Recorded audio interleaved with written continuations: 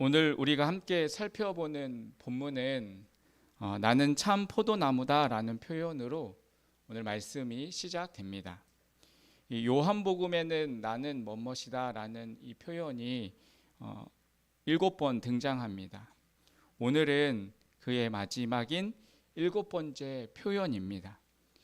오늘 본문의 요지는 참 포도나무가 되어주시는 이 예수님께 가지가 된 우리가 잘 붙어 연합되어 있을 때 우리의 삶을 통해서 많은 열매를 맺을 수 있다고 이야기를 하고 있습니다. 예수님께서 제자들에게 주시고자 하셨던 이 말씀의 핵심은 무엇일까요? 이 포도나무는 그 당시에 이 예수님의 시대에는 한 가지 목적만이 있었습니다. 그것은 바로 열매를 따기 위해서 이 포도나무가 존재했던 것입니다. 오늘 5절에 보시면 나는 포도나무요 너희는 가지니 저가 내 안에 내가 저 안에 있으면 이 사람은 과실을 많이 맺나니 나를 떠나서는 너희가 아무것도 할 수 없음이라 라고 말씀하고 있습니다. 가지가 된 우리는 이 포도나무가 되신 예수님께 붙어 있어야 할 그 이유는 바로 열매를 많이 맺기 위해서라고 말하고 있습니다. 그리고 8절에 보면 너희가 과실을 많이 맺으면 내 아버지께서 영광을 받으실 것이요 너희는 내 제자가 되리라 라고 말씀하고 있습니다. 우리가 예수님을 따르는 제자의 삶을 살아가기 위해서는 우리의 삶 속에서 열매를 맺어야 합니다. 여러분, 그렇다면 우리가 어떻게 열매를 맺을 수 있을 것인지 오늘 말씀을 통해서 함께 은혜를 나누겠습니다. 여러분, 그러면 우리는 어떻게 열매를 맺을 수 있을까요? 첫 번째는 바로 예수님께 붙어 있어야 하는 것입니다. 오늘 본문 2절에 보면 이렇게 시작하고 있습니다. 무릇 내게 있어 과실을 맺지 아니하는 가지는 이라고 시작합니다. 그 4절에 보시면 이렇게 말씀하고 있습니다. 내 안에 거하라 나도 너희 안에 거하리라. 가지가 포도나무에 붙어 있지 아니하면 절로 과실을 맺을 수 없음 같이 너희도 내 안에 있지 아니하면 그러하리라 라고 말씀하고 있습니다. 여러분, 그리스도인은 누구일까요? 한마디로 이 그리스도에게 붙어 있는 사람이 그리스도인입니다. 여러분, 이 예수 그리스도에게 붙어 있는 사람은 그냥 교회에 나오는 그런 사람이 아닙니다. 그리스도인은 그냥 교회의 이 예배 자리에 잠깐 앉았다가 참석하는 그러한 사람도 아닙니다. 여러분, 이 자리에 나오면서 예배 자리 가운데 있으면서도 그리스도에 대한 진정한 신앙을 갖지 못하고 살아가는 그러한 사람들이 얼마든지 있습니다.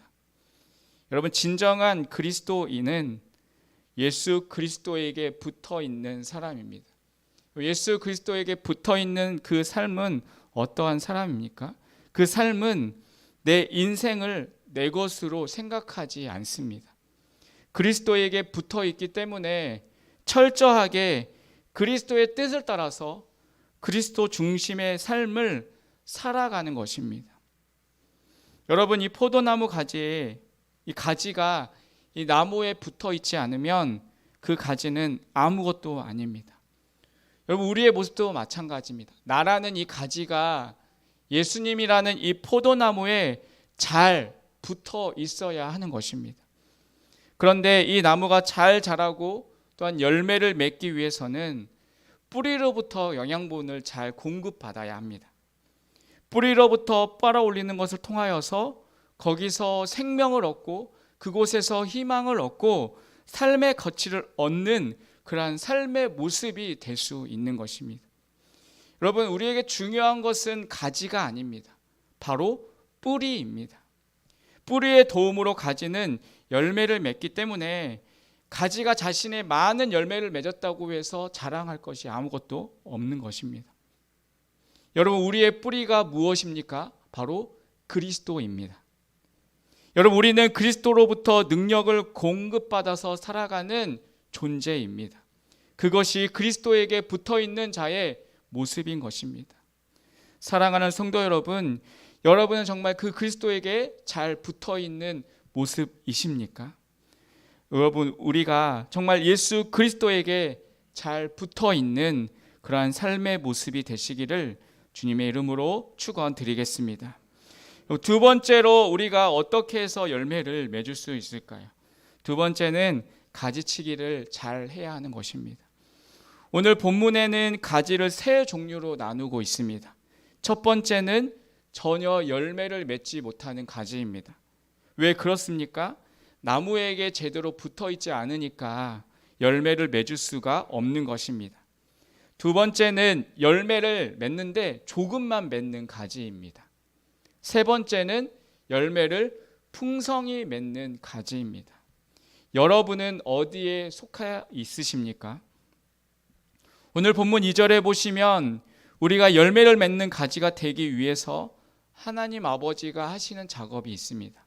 오늘 2절에 보면 무릇 내게 있어 과실을 맺지 아니하는 가지는 아버지께서 이를 제해 버리시고 무릇 과실을 맺는 가지는 더 과실을 맺게 하려 하여 이를 깨끗게 하시느니라 라고 말씀하고 있습니다. 여기에 보면 아버지께서 이를 제해 버리신다라고 말씀하고 있습니다. 여기서 제해 버린다라는 말은 헬라어로 아이오라는 단어인데 이 단어는 들어 올리다라는 그러한 뜻을 가지고 있습니다. 이 포도나무들의 이 가지가 자라는데 이 가지가 때로는 이게 늘어져 버리면서 땅에서 자라는 경우가 있습니다. 그런데 이 가지가 땅에 있으면 그 가운데서 이제 습기도 생기고 먼지도 생기게 됩니다. 그러면 이 가지를 통하여서 열매를 맺지 못하는 상황이 발생합니다.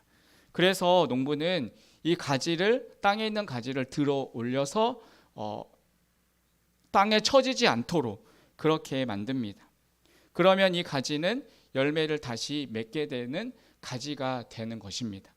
이 장면을 이 브루스 윌키스라는 학자는 농부이신 하나님께서 흙에 떨어진 가지들을 그냥 흙 속에 내버려 두지 않으시고 그것을 들어 올려서 깨끗하게 닦아주시고 무성해질 수 있도록 하나님 아버지가 도와주신다라고 말씀하고 있습니다. 그러한 과정에서 때로는 필요하다면 회개하게 하시려고 고통스러운 방법을 사용하기도 하신다는 것입니다. 이것이 하나님 아버지께서 하시는 가지치기라는 것입니다. 여러분, 우리도 부모가 자식을 키우면서 때로는 야단을 치기도 합니다. 여러분들, 그것은 바로 부모의 사랑입니다. 자식이 정말 바르게 잘 자라기 위한 부모의 사랑인 것입니다. 하나님 아버지께서도 우리가 바른 인생을 살아가도록 하기 위해서 때로는 징계를 하시는 것입니다. 이 가지치기는 하나님의 사랑의 손길입니다.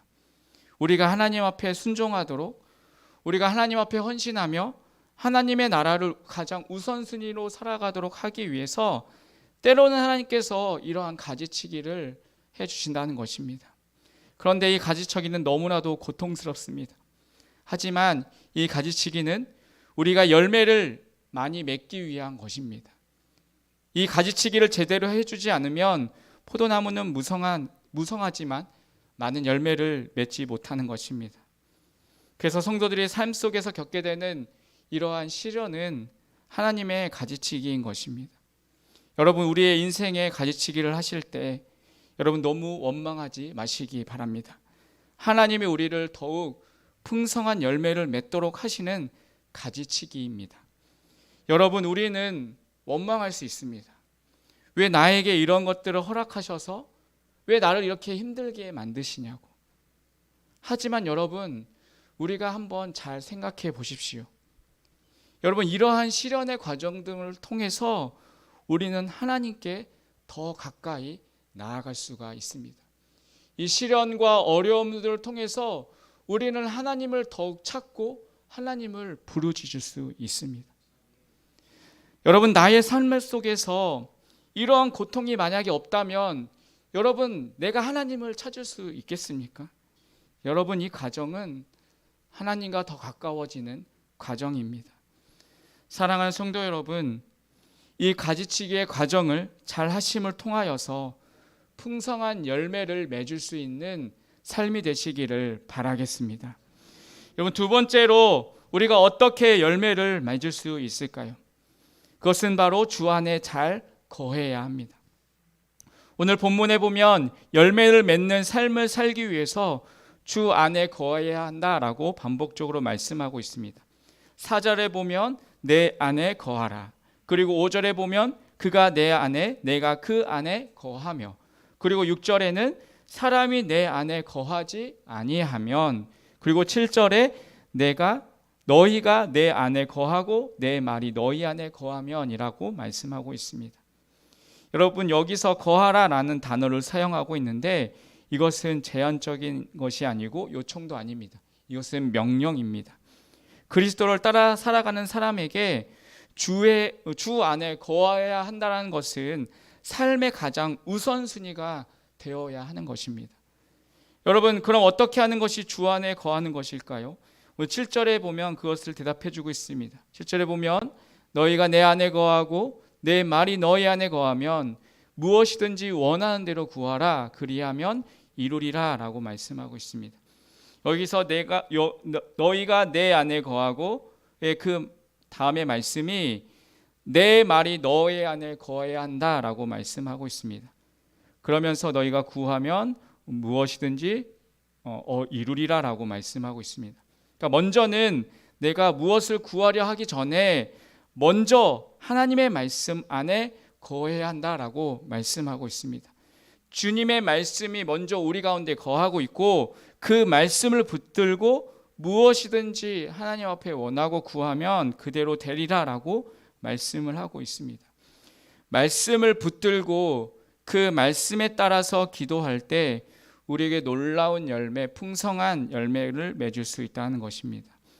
여러분, 우리가 기도할 때 나의 남편을 위해서, 우리 가정을 위해서, 우리의 자녀들을 위해서 기도한 다음에는 기도할 것이 없어지고 나는 내 요구에 대해서 기도만 했지, 우리가 언제 하나님의 뜻, 하나님의 기대를 따라서 기도해 본 일이 없을 것입니다. 여러분, 말씀을 읽고 그 다음에 기도한다는 것은 바로 그 하나님의 뜻을 알고 하나님의 뜻대로 기도하는 것입니다. 여러분, 예수님도 마지막에 십자가에 돌아가실 때 말씀을 붙들고 기도하셨습니다. 예수님께서는 시편 21편 1절의 말씀을 통하여서 기도하십니다.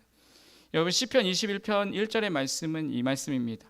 내 하나님이여, 내 하나님이여, 어찌 나를 버리셨나이까? 어찌 나를 멀리하여 돕지 아니하옵시며 내 신음하는 소리를 듣지 아니하시나이까? 예수님께서는 이 말씀을 가지고 나의 하나님, 나의 하나님, 어찌하여 나를 버리셨습니까? 라고 기도하셨던 것입니다. 그리고 시편 22편 15절에는 이 말씀이 있습니다. 내 힘이 말라 질그릇 조각 같고 내 혀가 이틀에 붙었나이다. 주께서 또 나를 사망의 진토에 두셨나이다. 예수님께서는 이 말씀을 가지고 내가 목마르다라고 기도하십니다. 그리고 마지막 예수님께서 하신 말씀은 시편 31편 5절의 말씀입니다. 이 말씀은 내가 나의 영을 주의 손에 부탁하나이다. 진리의 하나님 여호와여 나를 구속하였나이다 라고 말씀합니다. 예수님께서는 이 말씀을 가지고 마지막으로 내 영혼을 아버지 손에 부탁하나이다 라고 기도하시고 돌아가십니다. 여러분, 예수님도 마지막 돌아가실 때 이렇게 말씀을 붙들고 기도하셨습니다. 여러분, 예수님도 그 말씀을 붙들고 기도하셨는데 우리도 이 하나님의 말씀을 붙들고 하나님 앞에 하나님의 뜻대로 기도하며 살아가는 모습이 되어야 하지 않겠습니까? 사랑하는 성도 여러분, 우리는 예수님의 삶 속에서 그리스도의 함께 하심을 경험하며 살아가야 합니다. 그냥 2000년 전에 예수님의 모습으로 끝나는 것이 아니라 나와 지금도 함께 하시는 예수님, 오늘도 나의 삶 속에서 함께 하시는 예수님을 우리는 경험하며 살아가야 합니다. 여러분, 오늘은 예수님이 십자가에 돌아가신 금요일입니다.